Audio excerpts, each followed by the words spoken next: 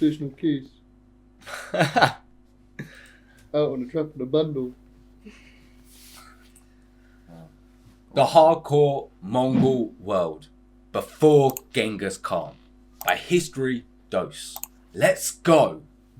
If you want to go over to our Patreon to see extended bonus Real content. quick, if you have a business or a passion you want to share, you absolutely need to be using the Odoo website builder. With today's sponsor, Odoo, it's fast, free, and absurdly... That was within the first 30 seconds. Cheers for the demonetization.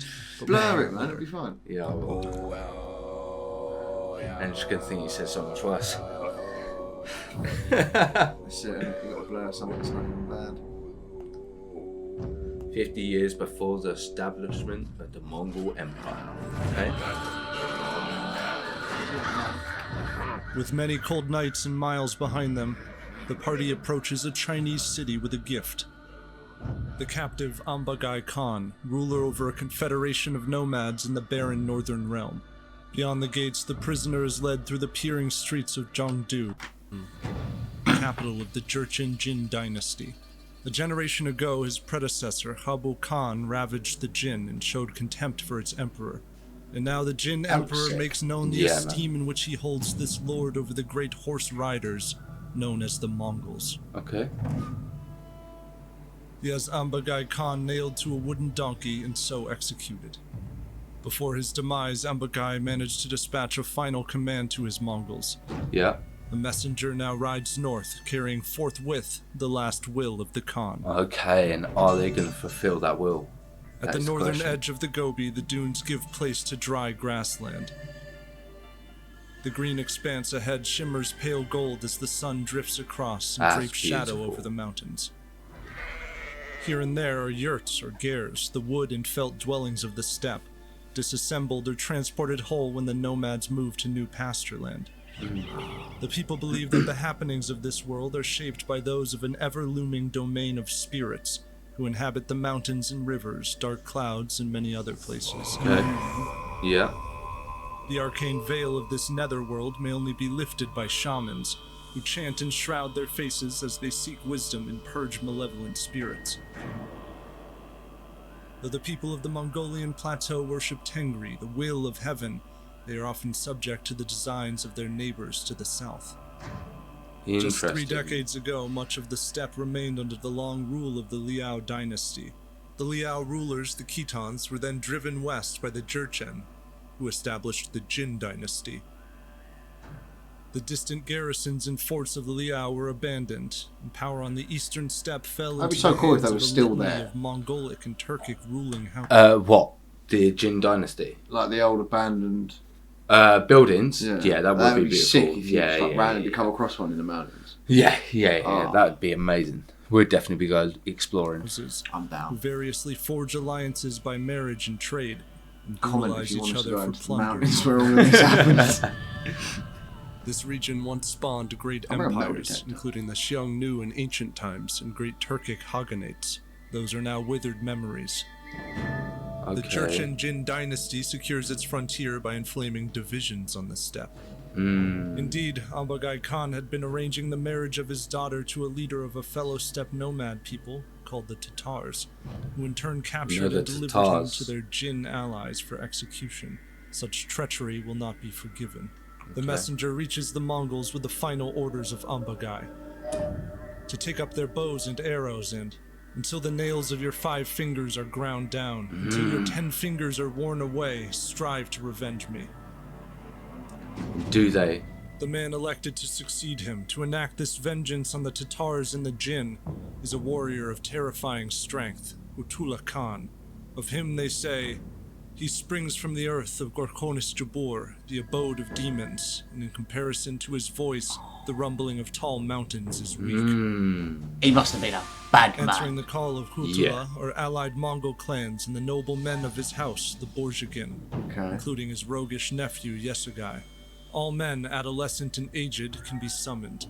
While those of means may possess padded metal and leather armor, most go into battle in their common robes, with self-crafted arrows and mighty composite bows backed with horn, sinew, and wood. The peoples of the Mongolian plateau are not soldiers equipped and trained in barracks, but warriors born of a harsh world. Yeah, Okay. Winters here are perilously cold and long. The hardy people tend constantly to their livestock, which includes sheep, goats, yaks, and oxen, and occasionally camels. Interesting. With duties loosely divided between men and women, Mongol families cultivate a diet of largely dairy, cheeses, yogurt, and arag, or fermented mare's milk, commonly consuming mutton and game for meat. Okay, The okay. power of these people, however, derives from the horse. Tied into the saddle from infancy, the Mongols ride as naturally as they walk. Beyond falconry, hunting with a bow on horseback hones accuracy, as would archery games and training. Battlefield tactics are sharpened in mass hunts or nerga, during which riders encircle a vast area and coordinate a synchronized advance to trap all the game therein. Thus, life on the steppe day by day Smart. confers Very on each smart. Mongol an intuitive command of mounted archery. Grow up But with it is it. sporadic Yep. scenes of violence, familial loss, Scenes and stored indignity in them. that bring forth a hatred of one's enemies. Stirred by the slaying of Ambagai, the Mongols flock to Hutula and ride to war. Their horses, while stout and unremarkable at first reckoning, are well trained, toughened to extreme weather, and of excellent stamina. Each warrior possesses several, rendering him dauntless in attack and elusive in retreat. Crazy. Hooves drum the earth under the camps of the Tatars. The advancing Mongols perch in their saddles and bristle enemies with arrows, capture the helpless, and plunder what they find. Okay. Hostilities with the Tatars renewed, Hutula and the Mongols also move against the Jin dynasty. Okay. Likely striking vulnerable border regions, the Mongols will have trampled through settlements, killing some and tearing others from their homes into slavery. Livestock would be stolen, and the houses very and farms rough. of sedentary peoples fed to the flames after being gutted of their treasures and goods. And probably The physically Mongol gutted as trail of well. ash Yeah, and they blood were will physically provoke gutted. reprisal from their enemies. Allies are ever needed on the steppe. One day, Hutula and Yesugei happen coming upon off. the ousted prince, Toguru. Huh? Oh. No, it's not. I thought because the black screen, I didn't even look up properly. Sorry, continue. I see you. You haven't liked the video yet. Why not? Go on. Go like it. While you're at it, you know you want to subscribe. And if you want to go to our social medias, all the links you need are in the description box down below. And you might as well head over to our Patreon as well, where you can get extra bonus content if you're enjoying this. That link's in the description box down below. But we'll get straight back into the video. Love you guys. One of my The moments. Kariid people. The Kariid Khan style themselves supreme overlords of the Mongolian plateau. Although their actual dominion is more modest, their power is great. Interesting. Toguru covets the throne of his late father, and to this end recently executed two of his brothers. His uncle Gurkhan has in turn attacked and driven him off. Yet Yesugei sees something worthy in the fratricidal Toguru, perhaps only the sort of heartless will to power that befits an ally. Hutula warns Yesugei, friendship with him is not advisable. This man killed his own brothers and sullied his lance with their blood. Yesugei disregards Is he a trustworthy these words. person? He and Toguru become Anda, or blood brothers, an allegiance that will hereafter bind the destiny of their two houses. Okay. Okay. Rallying his own warriors, Yesugei attacks the encampments of Gurkhan, and in so doing aids Toguru to the Kariid throne. Some of the ruling Kariids have been Christians of the Nestorian or Eastern Church, a lasting mark of old missions from the West. Yet the people of the Mongolian plateau, even the few professing faiths from afar, retain a belief in the divinations of shamans and the abiding will of heaven. And it is heaven, according to later tradition, that decrees that Yesugei should play a part in the cosmic plan. After plundering the families and herds of the Tatars, Yesugei rides back to his pregnant wife. At least a year before, Yesugei had come across a newlywed couple, and struck by the beauty of the young bride Hoelun, he violated the sanctity of wedding parties, attacked the groom, and abducted the crying girl as his own bride. Oh He shit. now returns to Hoelun, who bears him a son, said to have been born ominously clutching a blood clot. Oh. It is later written of this child's birth. And the divine will decreed from all eternity that a fortunate, mighty, and powerful one be garbed in the raiment of existence at a specific time. The hand of divine power gradually nourished the pearl of his being in the shells of his ancestors and ancestresses' loins and wombs, until Waffle, stage bruv. by stage he was brought near the level of perfection. Having just captured a Tatar leader called Temujin Uga, Yesugei names his son Temujin. The birth of the child is not followed by fortune. Around 1164, Hutula Khan falls to the blades and arrows of the Tatars. The loyalties he possessed die with him. The Mongols wane in power.